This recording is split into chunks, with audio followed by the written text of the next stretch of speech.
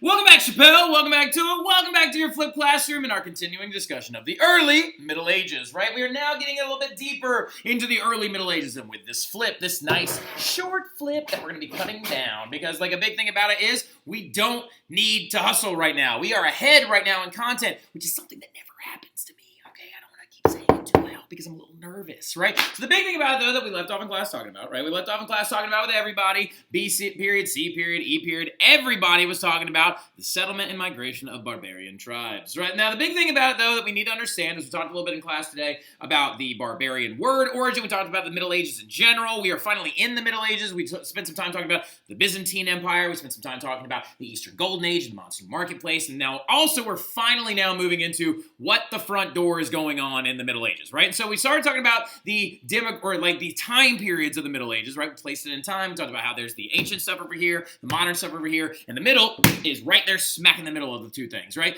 And the thing about it that we need to understand as well is that we are now moving into that early time period of the Middle Ages where a lot of stuff isn't recorded, but we do know some loose things, okay? So this early part from 500 to about 1000 AD, give or take, okay, is going to kind of roughly outline that early Middle Age period, okay? And what it's going to be referencing is mostly the settlement of Europe by these barbarian tribes. So the people that Romans came into contact with that lived outside of Rome that they couldn't understand because, as we remember in word origins and stuff like that, in Latin the word like barbarian actually has a root word of barbar, and it actually means to babble, and they couldn't actually understand them, right? And so when we're looking at this, these non-Roman people that lived and migrated all the time, kind of semi-nomadic people that lived outside the Roman Empire that the Romans did actually end up taking over in some different points. For example, this famous painting that I actually showed y'all in class, that's of Julius Caesar, the Roman dictator himself. Well, he wasn't dictator at the time, but the former Roman consul himself, actually being surrendered to by the barbarian leader Vercingetorix right here. Vercingetorix, of course, was the leader of the Gauls, and he literally is throwing down his sword and surrendering to Caesar, where he would then actually be paraded back through Rome and strangled to death in the Forum. So the thing that we need to understand is Romans and barbarians came into contact with each other all the time. But what's going to happen, though, when Rome falls in 476 BC, okay, the western half anyway, all that stuff that Rome used to control now is up for grabs, okay? And the barbarians are going to begin to settle all those different areas. You got the Germanic barbarians that are the particularly big ones that come in and settle, including the Goths, the Huns, the Celts, the Saxons, and the Angles. And the Angles and the Saxons got together and made babies, and they actually had Anglo-Saxons, okay? That's mostly an English thing, because we talked about how actually it's like the Angles, right? The Angles, land of the Angles, Angle land is going to lead to the growth of England, and then Franks are going to actually colonize the French area. The Vandals, of course, which are very well known for their vandalous acts, right? Actually destroying Roman monuments when they invaded parts of the empire and the city of Rome itself, and in the destruction of those things, we refer to that as vandalism, okay? So now also, last but not least, we also had our non-Germanics that we talked about. Talking about the Turks, okay? So now looking at this entire thing, we need to understand, though, as well, looking at these two warriors that are going against each other, this one is our Roman warrior, this one is our barbarian warrior. So what is going to happen that's going to cause those barbarians who settle that area to finally actually formalize themselves into what you consider like a modern-day European, okay? So what we're looking at now is once Rome fell, okay, right around 476 BC,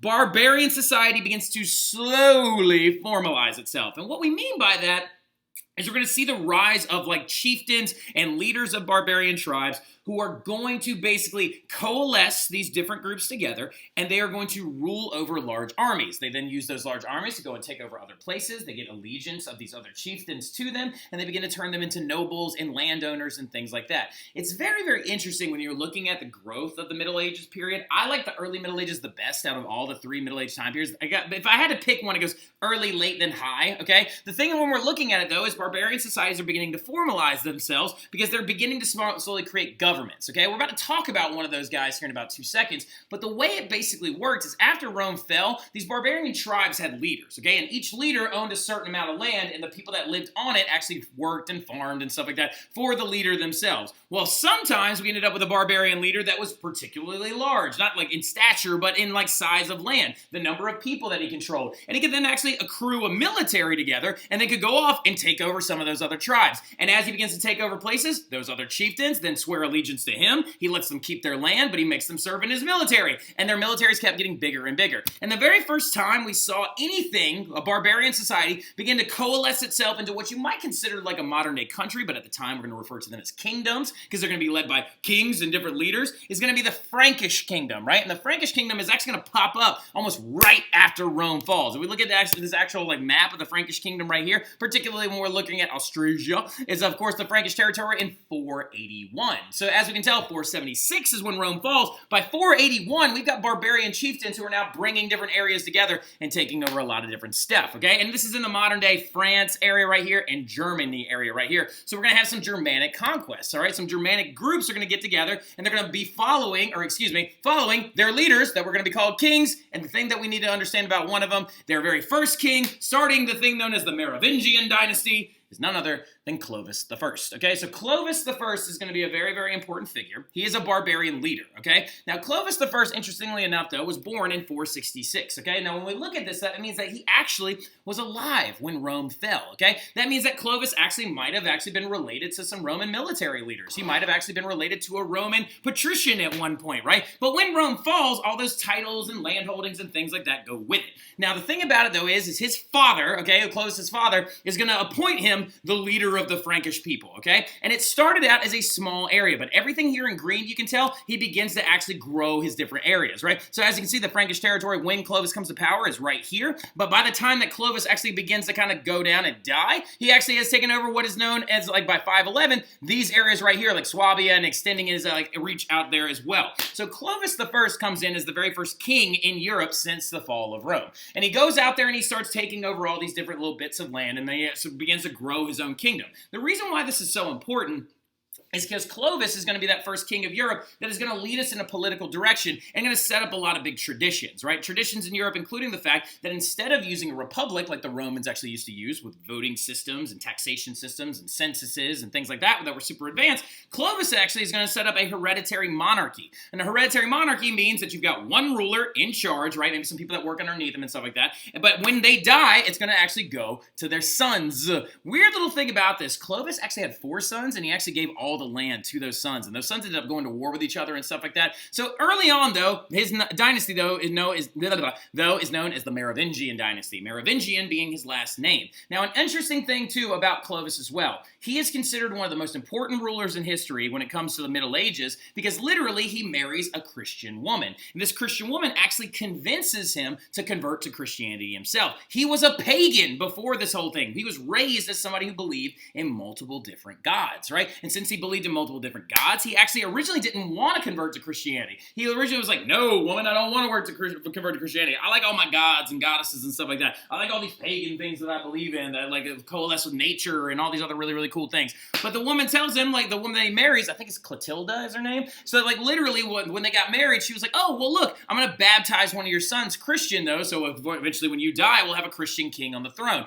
She baptizes him, and then his son dies because there was an infection in the baptismal water. And he was like, I'm definitely not doing it now. And then she was like, wait, that one doesn't count. And then she baptized his other son, and he almost died, ironically enough. But in the long run, she still does convince him eventually, and Clovis does convert to Christianity. Now, the interesting thing, like a stick of dynamite for the growth of Christianity, because now the leader of this new large territory is just converted to Christianity, which means all of his subjects will then probably also begin to convert to Christianity. So the thing about it that we need to understand is that leaders like Clovis are going to be massively important going forward, because as they convert to Christianity, Christianity begins to spread, right? And it begins to stamp out some of these old pagan religions that are going to be practiced by some of these Germanics. Now, that's another big thing about it as well. Something you need to know about the early Middle Ages, Christianity is spreading like crazy, all right? The other big thing about it, though, that you need to understand is that Clovis is going to continue to grow as an influence. He's going to take over several neighboring tribes and creating the very first large civilization since ancient Rome itself, starting that Frankish kingdom. Now, going into it, though, as well, we need to understand his name. His name is also going to be very, very important going forward because literally other French kings are going to be named after him. If we actually look at his name really, really closely, it's spelled C-L-O-V-I-S. But looking at his name, you have to understand, though, as well, what's going to happen over time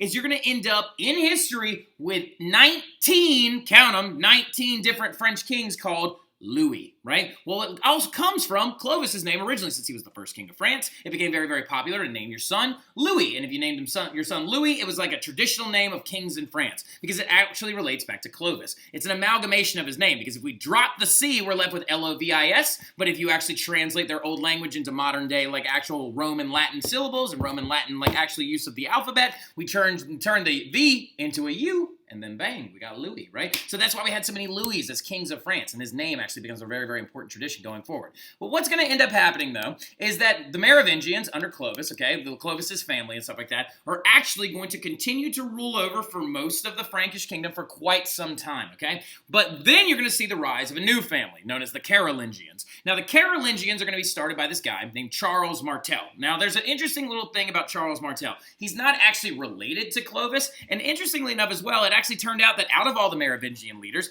Clovis was actually one of the more powerful of all of them. He actually came to power, led a lot of things, made a lot of decisions. But after he dies and then passes his throne off to his sons and stuff like that, what ends up going down is there becomes a new title, a very important person that's basically the real leader of everything, known as the mayor of the palace, right? And the mayor of the palace became a really big thing that you could actually have as a title when you're looking at the growth of European history, when you're talking about the Frankish kingdoms in the early Middle Ages. Well, what happened was Charles the Hammer Martel, who famously is very well known for earning this nickname because he pushed the Muslims back down into what is now modern day Spain, okay? So something you need to understand about Charles Martel, who was the mayor of the palace, this right here is how big the Muslims had begun to spread by around 730, okay? So they're getting absolutely huge, right? Absolutely huge, and it's known as the Umayyad Caliphate, right? And if we look really, really closely, this right here is that of Spain, and it's right down here, very close to the Frankish kingdoms. Look, the kingdom of the Franks, okay? So the thing that we need to understand, though, as well, is that Charles the Hammer Martel actually won a massive battle at this place known as the Battle of Tours, right there, right? See that? Battle of Tours. So the Battle of Tours, he's going to win it, and he's known as the Hammer because he basically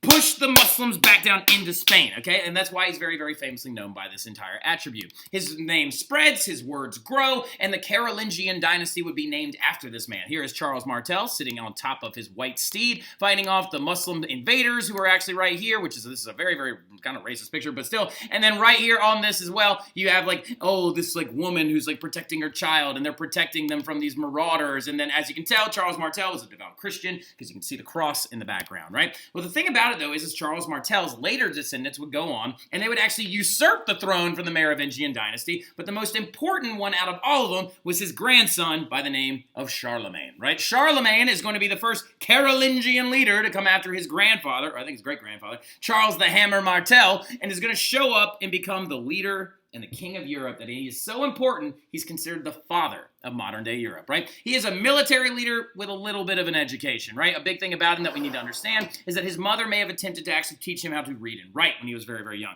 He conquered massive amounts of territory, bringing the Frankish kingdom to its absolute height, okay? So looking at all of this, see Charlemagne's name. This is the expansion of the Carolingian Empire. So it started out as about that big under the Merovingians, and he added all these lands to the Frankish kingdom, right? So the thing about it that we need to understand as well, he even also saved the Pope from being invaded by the Lombards, all right? So the Pope actually at the time lived down here in Rome, and there were these people at the time known as the Lombardians, right? And the Lombards lived right here. They attacked Rome and tried to take all their different stuff, take all the precious items and gold and things like that from the Vatican and from actually the papal court. And what ends up going down is he goes down there with a large military and he saves the Pope. And when he does this, he is going to be crowned Holy Roman Emperor. This is a major turning point in history, all right? Him being crowned Holy Roman Emperor signifies the idea that we are expanding territory under a single leader. And also he was crowned the Holy Roman Emperor because it was basically we created a new country known as the Holy Roman Empire, which became an extension of the church itself. And he also ushered in this thing known as the Carolingian Renaissance, right?